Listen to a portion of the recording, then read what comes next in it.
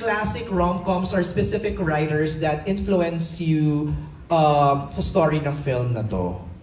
Siguro pinaka-similar yung Got to Believe ni Direk Olivia Lamasan. So, sa mga Gen Z na, di ba nakakapanood? Ano yun? Sabi nila, parang, ano yung Got to Believe? Uy, maganda yun! Maganda yun. Oo, di ba? Ay, kasali ako sa movie na yun. Kalingwan na. Ay, wow!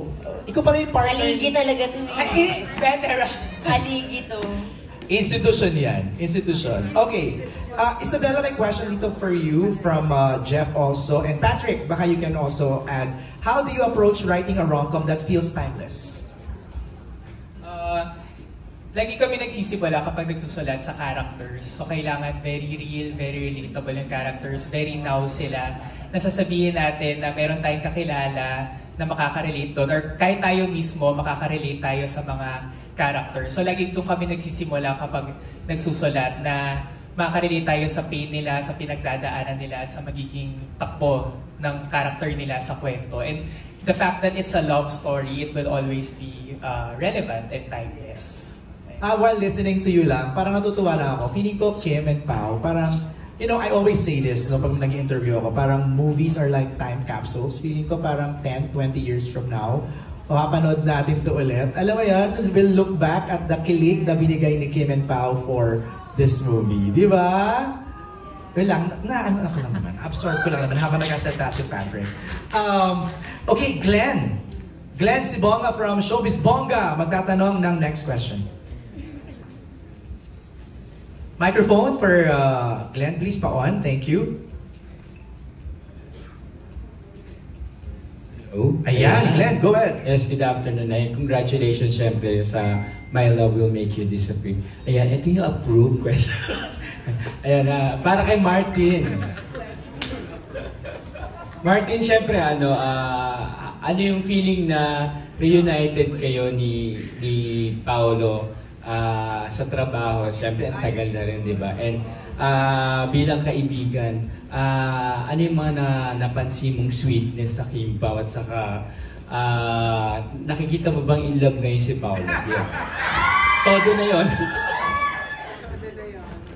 Sa totoo lang, napakalaking bagay sa akin ito kasi matagal din kami hindi nagkita, nagkatrabaho ni Pao at nakaraang taon pa iniisip ko na sana magkaroon ng pagkakataon naman na masuportahan ko naman yung aking kaibigan sa pelikula. Maraming salamat sa mga boss naging totoo, di ba? Kay Direk, napagbigyan ako ng pagkakataon na mapasama rito.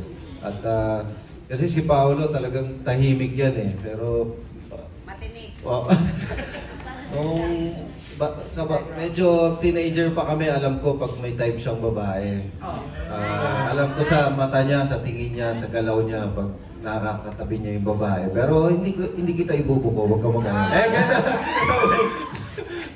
Sa set naman, nag-i-enjoy kami kasi si Ate Wilma, siya yung taga-bantay. Siya yung, eto na, magkatabi na sila, yan na. Ano na natin, guloy na natin. Ate Wilma, unahan mo na kasi baka pag kami ng gulo, magalit sa amin. Pero pag ikaw, Ate Wilma, talagang magtatawanan lahat, cool na cool lahat, mag-i-enjoy lahat. Hindi nyo alam kasi may insider ako dyan. Usap na kami ni Wilma dyan eh. Pero isa lang ang masasabi ko, kahit kami mga cast dito, para sa amin, totoo yung nangyayari. Napaka-natural, hindi pinipilit, at yun yung importanteng bagay at mas magugustuhan natin at natural yung kilig. Yun yung importante sa lahat. Ayan, thank you very much. Thank you, Glenn. Salamat. Maganda yung next question from Cinema Bravo. Idugtong ko na, no? For Migs. Migs, ang tanong niya is, what were the fun behind-the-scenes moments with your co-stars na pwede mong ispluk sa amin? Siguro, yung dynamics talaga namin, kahit I think most of us parang first time na magka-work together, correct? Pero yung relasyon namin talaga, may kita nyo on-screen na parang, ang tagal na magkasama. Ganun yung vibe namin lahat. Nagkasundo talaga kami lahat, nag-click kami. Napansin ko yon. Pumunta ako ng set para lang kayo magkakabarkada. Actually, bahay kami doon. Sige ko na rin, may mga approved questions sila ngayong gabi. Lahat po ng mga gusto niyo itanong na hindi na-approve, tinatanong niya ni Ate Wilma. Pag kami lang. taga-stroke talaga yan sa Ate Wilma. So may presko nagaganap pala sa set. Pag kami lang, lahat ng mga gusto nila itanong, tinatanong niya ni Ate Wilma. Can you confirm that? Totoo ba yun, Kim? Tinatanong ni Wilma, Paul? Marami kasi siyang tanong. Alam mo namang ano na to sa sibilisasyon ng showbiz, haligi. Parang isa siya sa mga haligi ng mga showbiz industry. Grabe naman, nagmamarites lang. Pero sa... go ahead. Yung kagandahan dahil nag-bonding kami, nag-blend kami well, ang ganda na meron kang kasa talagang sumusuporta sa napaka-husay na love team na to. Tingnan natin kung love team na talaga to. Ano nyo naman? Tingnan natin. Nag-aano. Maganda yung vibe eh. Ang ganda ng vibe ng cast. Sabi mo nga sa akin, Wilma, di ba? Spluk. Di ba sa promo, spluk kung spluk. Di ba? Ay, kaya nga sinabihan ako ngayon eh. Huwag kang salita. sa lahat po sa amin yan. Alam mo, pumapasok pa lang ako ng gate ng ABS-CBN. Talaga sabi, yung sa trailer lang ha, huwag kang magsasalita. Magsalita ka! Pagsalitain niya yan. Sino gusto magsalita? Si Wilma. Taray, pasweet! Dapat pala tinagalan ko pa to dun sa salon mo eh. Tinagalan niyo pa magpula ng buhok ah. Okay, thank you, Mix, for answering that. Karina, ang next question ni Cinema Bravo is, do you see yourself portraying a leading lady then in a rom-com movie in the future? Ayan! Ito na. Lumipat ka na kasi sa QC ka Siyempre, na. of course, I hope so. Always praying naman po na dumating yung tamang time or perfect timing for me. And also, tamang katrabaho. And yun nga, pinag-uusapan namin actually kanina lang sa dressing room before kami bumaba dito. Sabi nila directly, Ate Loves, na we will pray, hopefully, na that time will come, syempre. And I'm so happy na I get to witness Kim Pao also as well. Syempre, as an inspiration and a stepping stone na rin towards that dream. Oh, wait! Kayo naman pala! Bakit wala bang laman sa set? Sa set kasi paminsan medyo lumulutang na po yung brains ko. Pero ayun nga. Kasi sobrang happy po talaga sa set namin. So nakakalutang pala ng brains yung pag-happy sa set, no? Pag medyo mga madaling araw na po. Ayun! Alright, thank you, Karina. For Lovely and Bench, ang question ng Cinema Bravo is, if the movie had a sequel, what do you think would happen next for your character? Also, kay Wilma, if the movie had a sequel, what do you think will happen to your next character? Next year. Feeling ko kung magkakaroon ng kadugtong yung movie na to, I think mas magta-translate yung relationship ng Sari and Jolo. Kasi kapag napanood niyo yung movie, makikita niyo yung bakit nga ba kami siguro nandito as people from tahanan homes. Kasi yun yung magre-represent talaga who they are in the movie. So, I think that would be really interesting kapag Tsaka medyo kinokontrata kasi namin si Direk Chan na sa next movie niya, kasama talaga kami. Tsaka idadagdag ko lang na parang dahil sa kanilang dalawa, nakakatulong talaga sila sa bawat character namin. So sa bawat na nangyayari doon, meron silang naitutulong, hindi lang yung problema nila, kundi pati sa amin. So maganda talaga. Dapat to talaga may sequel number 2. Ay, wow! Yes. Meron talaga to. Tingnan mo.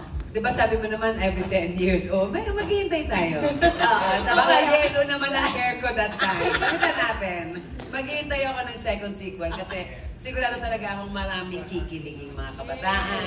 Hindi lang kabataan, pati yung mga nanay na kagaya ko na, nakakakilig pa rin pala talaga. At masarap pa rin palang kiligin regardless of your age. Yeah. Just to add, kasi kami dalawa ni Lovely, magkasawa kami every time magkasama na kami, kinikilig kami sa isa't isa, pero walang biro.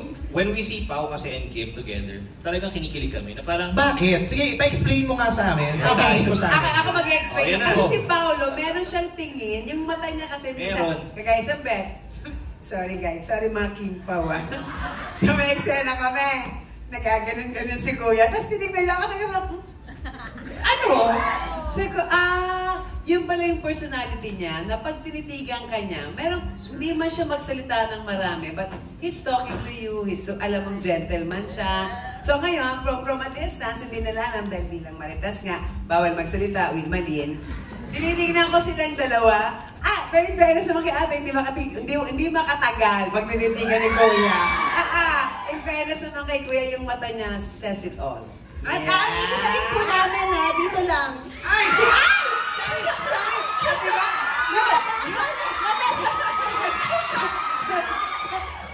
Diba? Miss Wilma, baka gusto mo mag-disappear.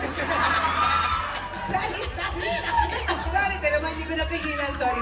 Pero sinasabihan din po talaga ako ni Bench dito, kapag ka off-screen, ma, may asawa ka. Yes! Kasi siguro talagang, sorry po, bilang bagong nakatrabaho lang din si Paolo. Di ba kasi talaga yung mga titig ni Pao eh. Ay! O, tingnan mo, di ba?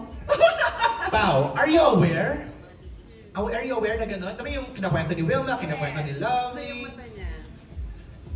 Hindi naman. Kasi sa eksena kasi nangyayari yun. So, syempre sa eksena, tinitignan mo talaga yung kung kanino ka naglilinya. So, yan.